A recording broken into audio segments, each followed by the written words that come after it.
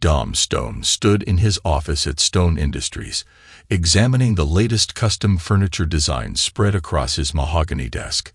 His fingers traced the intricate patterns on the blueprints, a legacy of craftsmanship passed down through generations. At 48, he commanded respect with his imposing presence, his tailored suit a testament to his success. "Mr. Stone," his secretary's voice crackled through the intercom, "the medical specialist from Denmark is on line 1. Dom's jaw tightened as he reached for the phone. The weariness in his eyes deepened, betraying the strain of the past 6 months. "Dr. Muller, thank you for taking my call." "Mr. Stone, I've reviewed Mrs. Stone's case files." The specialist's accented voice came through. "The treatment protocol you're suggesting. Money is no object." Dom cut in, his voice firm. "Whatever it takes to save my wife." The door opened, and James Fletcher entered, his weathered face creased with concern. Dom held up a finger, continuing his conversation. "I understand the risks, doctor. Set up the consultation. My assistant will arrange the travel details." He ended the call, turning to his friend of 20 years. "Another specialist?" James asked, settling into the leather chair across from Dom's desk. "The best oncologist in Europe," Dom said, loosening his tie. "He's developed an experimental treatment that could help Sophia." James leaned forward, his expression grave. "Dom, you've spent millions on treatments. The company's finances. I don't give a damn about the finances." Dom's fist slammed onto the desk, sending papers flying. "This is my wife we're talking about. And what about your son? What about the legacy you're meant to pass on to Marcus?" James's voice remained steady. "You're talking about selling parts of the company your grandfather built." Dom's shoulders sagged slightly. "What would you have me do, James? Watch her die?" "I'm asking you not to lose yourself in this obsession." James stood, placing a hand on Dom's shoulder. "When was the last time you slept through the night?" Before Dom could respond, his phone buzzed. A text from Sophia at the charity gala with Victor. "Don't work too late. Love you." The annual Cancer Research Gala was in full swing at the Grand Plaza Hotel. Crystal chandeliers sparkled above the city's elite, their laughter mingling with the soft jazz of the live band. Sophia Stone commanded attention in her emerald evening gown, her natural grace masking any signs of illness. Dr. Victor Gray stood nearby, his charm on full display as he entertained donors. His position as one of the city's top oncologists made him a natural draw. But his eyes kept finding their way back to Sophia. "Mrs. Stone," he called out, approaching her with 2 champagne flutes. "You should be resting, not dazzling the whole room." Sophia accepted the drink, her fingers brushing against his. "Doctor's orders. Friend's advice," Victor corrected, leading her to a quieter corner. "Though I must say, you look radiant tonight." "Flattery, Victor." Her lips curved into a knowing smile. "What would Dom think?" "Dom trusts me with his wife's life," Victor said, his voice dropping lower. "He'd trust me with anything." Their eyes met, an electric current passing between them. Sophia broke the contact first, taking a sip of champagne to hide her flushed cheeks. "Speaking of Dom," Victor continued, "how's he handling everything?" Sophia paused, choosing her words carefully. "He's desperate to save me. Sometimes I think he'd sell his soul if it meant finding a cure." "And the company?" "He's considering selling shares to fund more treatments." She glanced around, ensuring no one was within earshot. He'd never have considered it 6 months ago. Victor's hand found the small of her back, the touch lingering longer than necessary. "You should get home. We don't want to raise suspicions." Later that night, Dom sat in his home office, scrolling through photos on his phone. Sophia's smile beamed back at him from countless images. Anniversaries, Marcus's 16th birthday, family vacations. His thumb hovered over a recent picture of her with Victor at a hospital fundraiser. "I'll find a way," he whispered to himself, unaware that the foundation of his life had already begun to crack. The next morning brought a familiar routine. Dom and Sophia sat at their breakfast table, the silence broken only by the gentle clink of silverware against china. "You came home late," Sophia commented, not looking up from her toast. "Had to finish some paperwork." Dom studied her face, searching for signs of fatigue. "How was the gala?" "Good. Victor helped raise quite a bit for the cancer wing." She met his gaze. "He asked about you. He's a good friend." Dom reached for her hand. "Ready for your treatment?" The drive to the hospital was quiet, each lost in their own thoughts. Dom pulled up to the entrance, leaning over to kiss her goodbye. "I'll pick you up in a few hours." "No need." Sophia adjusted her scarf. "Victor offered to drive me home. He wants to discuss some new treatment options." Dom nodded, watching her disappear through the sliding doors. He sat there for a moment, James's words from yesterday echoing in his mind. Something felt off, but he couldn't place it. With a shake of his head, he drove to work. The day dragged on, filled with meetings and decisions he couldn't focus on. By mid-afternoon, he'd had enough. "Cancel my remaining appointments," he told his secretary. "I'm heading to the hospital." The hospital corridors were busy with the usual afternoon traffic of medical staff and visitors. Dom approached the reception desk when an older nurse intercepted him. "Mr. Stone." Her voice was barely above a whisper. "I'm Nurse Nina. Could I speak with you privately?" Something in her tone made him follow her to a quiet alcove. "Sir, She wrung her hands, glancing nervously around. "I shouldn't be telling you this, but your wife isn't here for chemotherapy." Dom's blood ran cold. "What?" "She comes here to meet Dr. Gray in the private wing," Nina said, her voice trembling. "Yesterday, I overheard them. Your wife said, 'Babe, your husband's so desperate to save you from this fake cancer, he's selling his family business. Soon we'll have everything.'" The world seemed to stop. Dom gripped the wall for support, his knees threatening to buckle. "There's more," Nina continued, her eyes filled with sympathy. "Your son knows. I heard them mention him. He calls you the biggest loser and can't wait to change his surname to Gray." Dom's face remained impassive, but his eyes turned to steel. "Thank you, Nina. You've done the right thing." She hurried away, leaving him alone with the devastating truth. Instead of leaving, Dom moved to a position behind a large pillar, his old military training kicking in as he controlled his breathing and waited. 20 minutes later, Victor emerged from the private wing, adjusting his tie with a satisfied smirk. 5 minutes after that, Sophia appeared, her cheeks flushed and her hair slightly disheveled. Dom followed them, maintaining a safe distance. He watched as they met in the parking garage, saw Victor pull Sophia into a passionate kiss. His hands clenched into fists as he observed their casual intimacy, the way they touched and laughed together. He tailed Victor's car to a small bistro, where they shared an intimate lunch, holding hands across the table, feeding each other bites of dessert like teenagers in love. Back home, Dom sat in his darkened study, a glass of whiskey untouched before him. The family portrait on his desk mocked him with its lies. His phone buzzed with a text from Sophia. "Treatment went well. Having dinner with Marcus. Don't wait up." Dom's hand tightened around the glass until it shattered, blood mixing with spilled whiskey. He didn't flinch as he picked out shards of glass from his palm.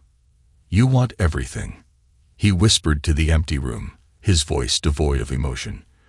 "Let's see how much you can handle when I take it all away." He pulled out his phone and dialed a number. "James, I need you to come over. Now. And bring me everything you have on the best private investigators in the city. It's time to go to war." The morning sun filtered through the windows of Dom's Bentley as he drove Sophia to her weekly chemotherapy appointment. Her designer handbag sat between them like a barrier, containing what she claimed were medications and comfort items for her treatment. "You seem quiet today," Sophia observed, touching up her lipstick in the vanity mirror. "Just thinking about the company." Dom's knuckles whitened on the steering wheel. "The new treatment plans are putting a strain on our resources." "You'll figure it out." She reached over to pat his hand. "You always do." Dom watched her walk into the hospital, noting how she moved with an energy that belied her supposed condition. Her heels clicked confidently across the polished floor until she disappeared through the sliding doors. At his office, Dom couldn't focus. James's warning kept replaying in his mind, mixing with the strange feeling in his gut that something wasn't right. Files demanding his attention lay untouched on his desk. He stared at his computer screen, unseeing. "Mr. Stone," his secretary's voice interrupted his thoughts. "The board meeting. Cancel it." He stood abruptly, grabbing his jacket. Cancel everything. The drive back to the hospital was a blur of racing thoughts and growing suspicion. As he approached the reception area, Nurse Nina intercepted him again. "Mr. Stone," she spoke in hushed tones. "Could we speak privately?" In a quiet corner, away from prying eyes, Nana's words shattered his world. "Your wife isn't here for chemotherapy, sir. She meets Dr. Gray in the private wing." "What?" Dom's voice was barely audible. "I overheard them yesterday," Nina said, glancing around nervously. "Babe, your husband's so desperate to save you from this fake cancer, he's selling his family business. Soon we'll have everything." She quoted Sophia's words, her voice shaking. "Your son, he knows everything," Nina added. "He calls you the biggest loser and can't wait to change his surname to Gray." The information hit Dom like physical blows, but years of business negotiations had taught him to mask his reactions. "Thank you, Nina. You've done the right thing." Instead of leaving, Dom positioned himself behind a large pillar in the lobby. His controlled breathing waited, watching the entrance to the private wing. 20 minutes passed before Victor emerged, adjusting his tie with a self-satisfied smirk. 5 minutes later, Sophia appeared, her face flushed with a triumphant glow that had nothing to do with illness. Dom followed them at a distance, watching as they met in the parking garage. His jaw clenched as Victor pulled Sophia into a passionate embrace, their familiarity speaking of a long-standing affair. He tailed them to an intimate bistro where they shared lunch like young lovers, their casual touches and shared laughter, all while his company was being bled dry for fake treatments. Back home, Dom sat in his darkened study, a glass of whiskey untouched before him. The family portrait on his desk mocked him with its lies. His phone buzzed with a text from Sophia. "Treatment went well.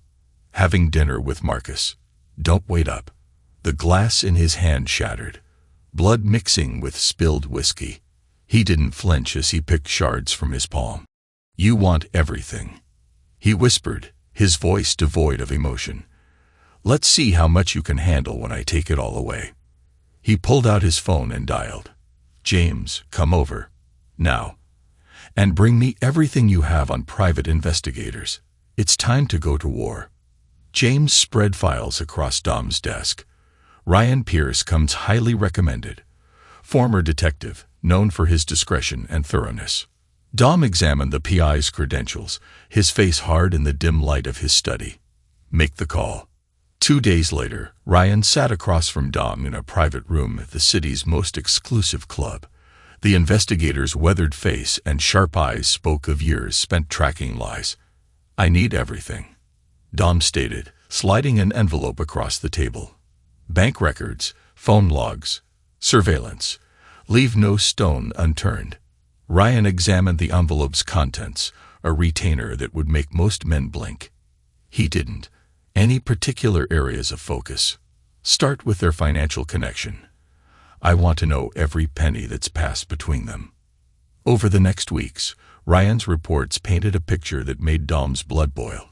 A separate account under Sophia's name, regular transfers from Victor, suspicious spending patterns on luxury items that a dying woman would have no use for. "The affair's been going on for years," Ryan revealed during one meeting. "Well before the cancer diagnosis. That was just their latest con." Dom's face remained stone-like as he reviewed the evidence. Photos showed Sophia and Victor at high-end hotels, receipts for expensive gifts, text messages that made him grip the papers until they crumpled. "And my son." Dom's voice was dangerous. Ryan hesitated before pulling out another file. Marcus has been aware of everything. He's been helping them, actually. Found these on his private social media accounts. Screenshots showed Marcus's messages to friends, mocking his father's desperation to save his mother. The old man's so pathetic. One read, "Can't wait till Mom and Victor take everything. Already got my new surname picked out. Tell me about her background," Dom demanded, rage burning through his veins, though his expression stayed controlled. "Sofia Martinez grew up in poverty," Ryan said. "Single mother, struggled to make ends meet. She was working as a receptionist when she met you. Her mother had multiple failed marriages to wealthy men. Seems she taught her daughter to aim higher." Dom remembered their courtship, how he'd been charmed by Sofia's apparent gratitude for simple gestures. And Victor? His career's been stalling. Despite his reputation, he's been passed over for department head 3 times. He's in deep debt from gambling and luxury purchases.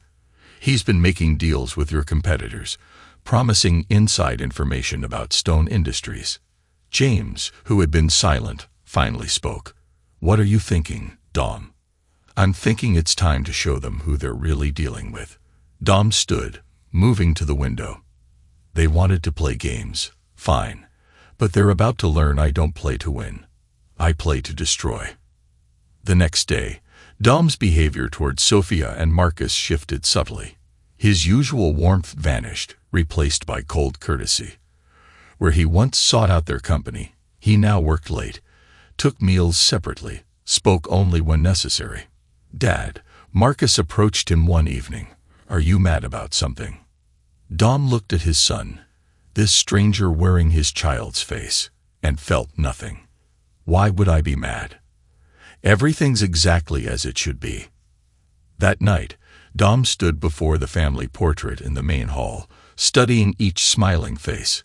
His wife's practiced charm, his son's hidden contempt, his own blind trust. With deliberate movements, he removed the photograph from its frame and tore it into pieces. In his study, he opened his laptop and began typing. The first email went to his lawyer, initiating changes to his will. The second went to his accountant, requesting a complete audit of company finances. The third went to a security team, authorizing new surveillance protocols. The phone rang, Victor's number flashing on the screen. Dom let it go to voicemail, a cold smile playing on his lips. Let them wonder. Let them worry. The time for confrontation would come, but first, he would make sure they had nowhere to run. "Gabriel has nothing on Ryan Pierce," James said, spreading new files across Dom's desk. "Ryan's the best in the city." Dom nodded. "I trust him. This needs to be airtight." Days turned into weeks as Ryan's thorough investigation yielded more evidence of Sofia and Victor's betrayal, and of Marcus's complicity. With every detail, Dom's resolve hardened. Revenge would not be swift or merciful, but slow and absolute.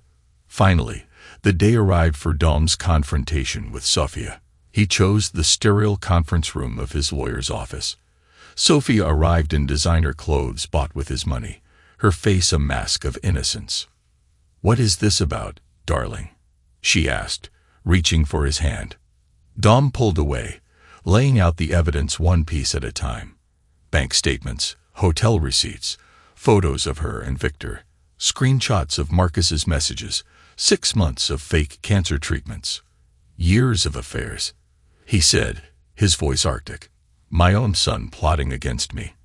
It's all here, Sofia." "Dom, please." Sofia's tears started flowing.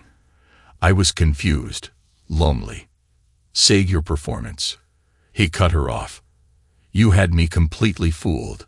The devoted wife, the loving mother, all lies." "It wasn't all lies," she pleaded. "What about our life together? What about Marcus? My son?" Dom let out a laugh that held no warmth. "The one who can't wait to take another man's name." The door burst open as Marcus stormed in, his face red with anger. "You can't just throw us out. That's our home, too." "Your home." Dom turned to face his son, eyes piercing. The home you mocked while plotting with your mother to steal it. Mom deserves better than you. Marcus spat. Victor actually makes her happy. Then you can all be happy together in poverty. Dom's voice dropped to a dangerous whisper. You're no longer my son. Get out. Dom. Sophia tried one last time. Think about what you're doing. I have thought about it, he said, stepping closer, his presence dominating the room. For weeks, I've thought about nothing else. You wanted everything. Watch me take it all away. By the time I'm done, you'll wish you'd never heard the name Stone. As they left, Sophia's sobs echoing down the hallway, James approached cautiously.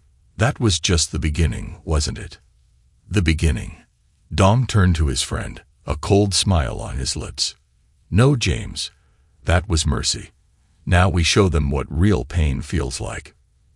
Your offshore accounts are untraceable, Ryan confirmed, sliding a USB drive across Dom's desk. We can start targeting their finances whenever you're ready. Dom plugged in the drive, reviewing the detailed financial web he had constructed. Each transaction was designed to slowly drain Victor and Sophia's resources while maintaining perfect deniability. What about the media contacts? Dom asked, not looking up from his screen. 3 major networks and 5 newspapers are ready to run the story, Ryan said. Your wife's fake cancer scandal will make headlines by morning. Are you sure about this? Once it breaks. They chose this path. Dom's fingers flew across the keyboard, initiating the first phase of financial attacks. Let them walk it to the end. The next day, Victor burst into Dom's office, face red with rage. Security moved to intercept him, but Dom waved them off. You vindictive devil. Victor shouted, throwing a newspaper onto the desk. The headline screamed, Prominent doctor and socialite in cancer fraud scandal. Vindictive. Dom rose slowly, his calm demeanor a stark contrast to Victor's fury. I'm just getting started. Be reasonable, Dom. We've known each other since childhood. Dom finished for him, then sneered. You've been betraying me just as long. Did you think I wouldn't find out about your deals with my competitors? Victor's face paled. That's business. This is personal. No, Dom said. This is war. You want my money, my company, my life. Watch me destroy everything you thought you could steal. You're making a mistake. Victor's voice shifted to threatening. I can hurt you too. Try. Dom's smile was predatory. Give me a reason to unleash everything I haven't yet revealed. After Victor stormed out, James entered with a stack of reports. The company's stabilizing. New investors are lining up, eager to distance themselves from the scandal. Good. Dom reviewed the documents. How's the talent acquisition going? Better than expected. Top designers are jumping ship from our competitors, drawn by our new direction. James paused. Ryan sent another update. Sophia tried applying at 3 different firms today, and each one suddenly remembered past indiscretions that made her unhireable. Dom laughed without warmth. Funny how that happens. Working late that night, Dom received a text from Ryan. Target acquired new information. Sending details now. The attachments revealed Sophia and Victor's hidden insecurities, her deep-seated fear of returning to poverty, his desperate need for social status. Perfect pressure points for the next phase of Dom's plan. Sir, his assistant's voice came through the intercom. Your son, Marcus, is here. Dom's jaw tightened. I thought I made myself clear. He says he won't leave until you hear him out. Send him away. Dom's voice could have frozen fire. And Sarah, he's no longer authorized to enter this building. Ever. The anonymous messages started small. A text to Sophia. Remember when you were nothing. Tick-tock. Going back there soon. To Victor. Check your reputation lately. Even free clinics won't touch you now. Each note targeted their deepest fears. Dom watched through Ryan's surveillance as the psychological warfare took its toll. She's becoming paranoid, Ryan reported, showing video footage of Sophia checking over her shoulder constantly, convinced someone's following her. Someone is, Dom replied calmly. Her own guilt. The next phase involved their living situation. One phone call ensured their lease was terminated. Another guaranteed no upscale apartment would rent to them. They've moved to the Riverbrook district, James informed Dom, referring to the city's most notorious neighborhood. It's all they could afford. Perfect. Dom pulled up property records on his computer. I own half the buildings there through shell companies. Make sure their neighbors know who they really are. Within weeks, reports flowed in of constant harassment. Graffiti appeared on their door. FRAUDs and FAIVs in bright red. Anonymous tips to local gangs ensured their cars were vandalized regularly. Victor tried fighting back, showing up at medical conferences to plead his case. Each time, evidence of his misdeeds appeared right before his presentations. You're enjoying this, James observed, watching Dom review the latest surveillance footage. Enjoying? Dom's eyes never left the screen, showing Sophia and Victor arguing in their rundown apartment. I'm teaching them the cost of betrayal. The psychological pressure mounted. Victor began drinking heavily, his arrogance crumbling under social isolation. Sophia's designer clothes disappeared one by one, sold to pay for basic necessities. They fought, first with words, then with escalating violence. Each planted accusation blossomed into full-blown paranoia. She thought he planned to abandon her. He was sure she'd been talking to lawyers behind his back. Meanwhile, Stone Industries flourished under Dom's ruthless leadership. Stock prices soared as he channeled his cold fury into business success. The board's impressed, James said, reviewing quarterly reports. They're calling you a phoenix rising from the ashes. No, Dom corrected, watching footage of Sophia and Victor's latest fight. I'm the fire. Late one night, Dom received a desperate voicemail from Sophia. Please, Dom, we're starving. Just talk to me. The Sophia you loved is still here. He played it twice, then deleted it without replying. A week later, Victor tried one last time, through James. Tell him I'll disappear, leave the country, never contact him again. You'll disappear when I decide, Dom responded, and not a moment sooner. Dom stood in his office, surveying the destruction of their lives through his newly installed surveillance feeds. James approached quietly. Was it worth it? Ask me when I'm done. Dom's reflection in the window showed not the successful businessman the world knew, but the predator beneath. They wanted to play games with my life. Now they're learning the rules of mine. Surveillance footage played across multiple screens. Sophia and Victor's deteriorating life. Their shouting matches, their public confrontations, their desperate attempts to salvage whatever remained of their reputations. They're reaching a breaking point, Ryan noted, indicating footage of a particularly violent argument. She threw a lamp at his head. Dom watched with detached interest. His finger hovered over a button as Victor grabbed Sophia's throat. Now he spoke into his phone. Police sirens wailed in the distance, growing louder. Officers burst in to find Sophia and Victor locked in a brutal fight. Blood had already been drawn, neither willing to back down. Their arrests played out on Dom's screens in perfect detail. Quite a show, James commented from the doorway. The encore will be better. Dom began systematically erasing files, wiping drives, removing every trace of his orchestration. Their lawyers can't help them now. Criminal records tend to stick. Later that night, Dom stood in his apartment, feeding the last pieces of evidence into a shredder. No loose ends, he murmured. No possible way to trace it back to him. His phone buzzed. Ryan confirming Sophia and Victor were being processed at central booking. Multiple charges, no chance of a swift bail. Clean, Dom said, watching the final shreds fall. Time to build something new. The jail cell door slammed behind Sophia, the sound echoing through the women's detention block. Even in the orange jumpsuit, she carried herself with a hint of practiced poise. Mrs. Stone, the guard sneered, or is it still Mrs. Stone? Your ex-husband's quite the talk of the town these days. In the men's facility across town, Victor sat in solitary confinement, his medical license permanently revoked, his reputation destroyed. His cellmates recognized him. "Ain't you that doctor who faked his patient's cancer?" Man, that's low. Their lawyers brought grim news. No one would post bail. Their former friends wouldn't take their calls. Their assets were either frozen or vanished.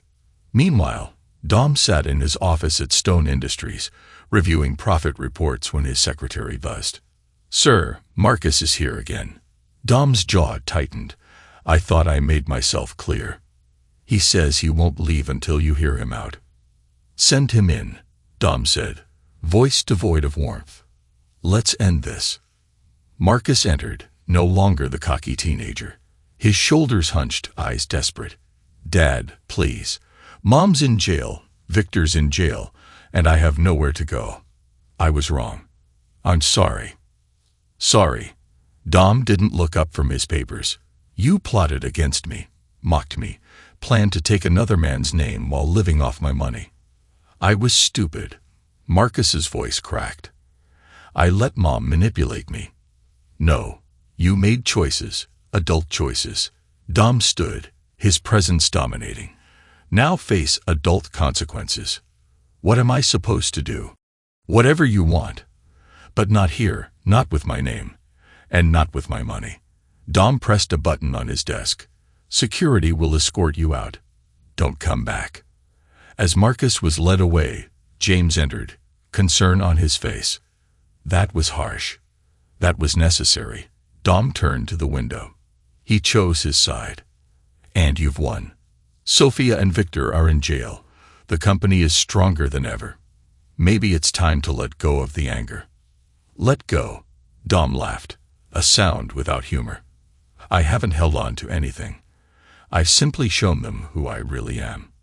That evening, Dom went through old photos, family vacations, birthdays, celebrations, each memory now tainted by the lies behind the smiles. He dropped them into the shredder one by one. The next week, he attended a major charity gala, not as the desperate husband funding research, but as the powerful CEO expanding his influence. The city's elite surrounded him, drawn to his new aura of controlled strength. "Mr. Stone," a prominent hospital director approached, "we'd love to have you on our board." "Send me the details," Dom replied, smiling politely but distantly. "I'm always interested in new opportunities." James watched from nearby, noting how his friend had changed. The naive businessman was gone, replaced by someone harder, sharper, more formidable. Dom's private jet touched down in Tahiti, where he'd always dreamed of visiting. Not for relaxation. He learned to find peace and power, but to expand Stone Industries into new markets. His hotel suite offered views of ancient temples and modern buildings, a fusion of tradition and progress that matched his transformation. He stood at the window, not seeing the scenery but the future he would build. His phone buzzed with a news alert. Sophia and Victor had been released early for good behavior. A photo showed them leaving jail separately, broken and aged beyond their years. "Any reaction?" James asked over a secure line. "None needed." Dom's voice was calm. "They're irrelevant now." Back in the city, Sophia and Victor discovered the true depth of their fall. No one would hire them. No bank would touch them. Their former social circle treated them like play carriers. Sophia ended up working as a discount store clerk, living in a tiny studio apartment. Victor took a job as a night security guard, his medical career a bitter memory. They couldn't stand each other, each blaming the other for everything. Meanwhile, Stone Industries expanded exponentially. Dom's ruthless business acumen turned every venture to gold. He established the Stone Foundation, dedicated to exposing corruption and supporting ethical practices. At the foundation's launch, reporters clamored for interviews. "Mr. Stone," one asked, "how does it feel to rise above such public betrayals?" "The past is irrelevant," Dom replied with absolute authority. "I'm focused on building something meaningful." "Any message for your ex-wife and former friend?" No message. His smile was razor sharp. Their choices taught me valuable lessons about trust and consequence. In private moments, Dom felt no regret. He transformed himself into someone beyond their power to hurt.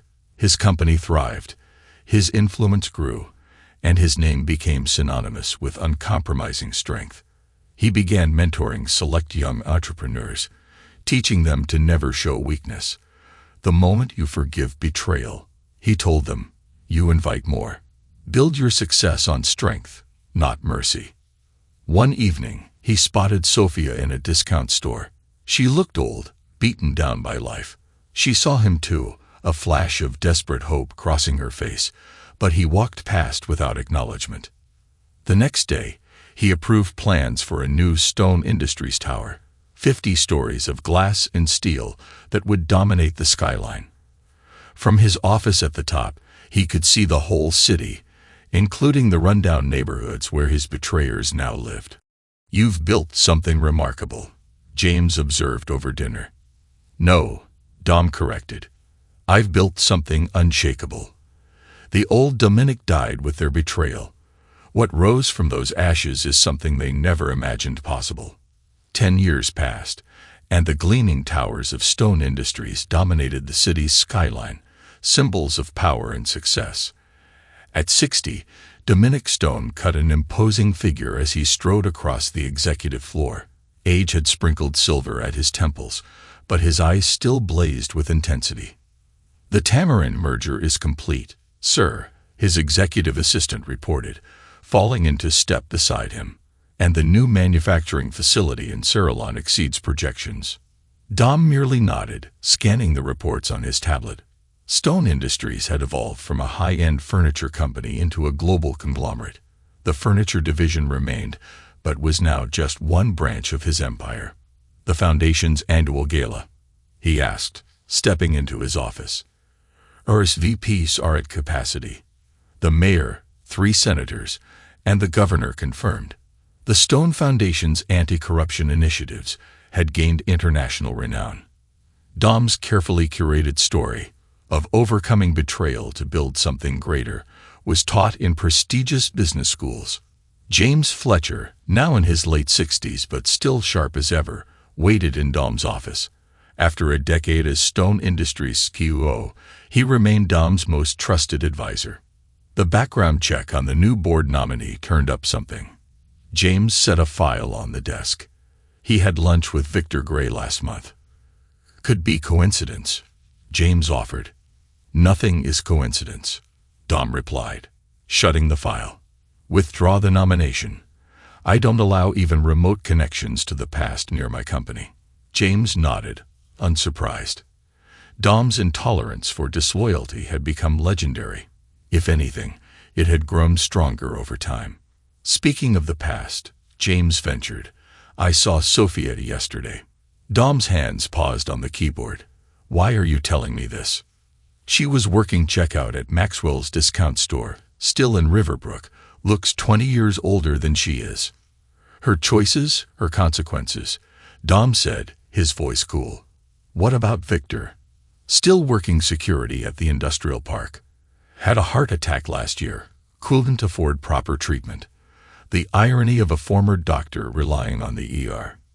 Dom allowed himself a small, humorless smile. And Marcus bounced from dead-end job to dead-end job in Fairview. Changed his name to Gray. But Victor won't acknowledge him. Last I heard, he was trying to write a tell-all book about you, but no publisher will take it. They're too afraid of your legal team. Their conversation shifted to business.